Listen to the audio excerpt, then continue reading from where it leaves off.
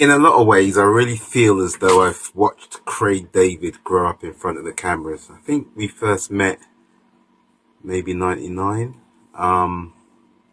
in London. You know, Craig was hot property. That first album, 2001, Born to Do It. It was the fastest selling British solo debut album for a male.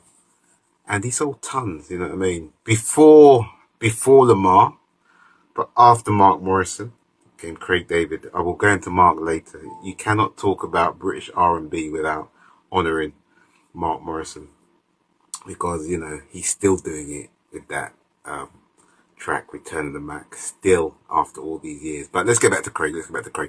Craig, I remember having conversations when I was at a different company called World Pop with his management about, you know, he had already debuted at #1 on the UK chart with Born to Do It. And I said, let's go and film him out in the US as he breaks the US, because the US had already said that they loved him. They loved Loose Ends, they loved Soul to Soul. Of course, they were going to love Craig David, right? And his management at that juncture, they said, computer says no. So that's another story in the memoir.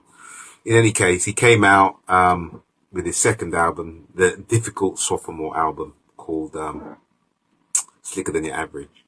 And because I'm a supporter of British talent, I put Craig on the cover of the magazine. Now, there was this, let's just say there was a member of my team who decided that Justin Timberlake, with his album and his debut, should have been on the cover.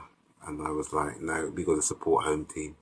And as great as Justin Timberlake is, you know, I'm always about supporting UK talent. I've built my reputation, my business. My business is on that when it comes to music. But you can read more about the ups and downs of putting Craig on the cover and who I called out in the memoir. But yeah, we'll get some Mark Morrison anecdotes. But yeah, Craig, he was born to do it, bro. Amazing talent, and he's still doing it, you know. Get in touch, bruv. I ain't spoken to you for a while.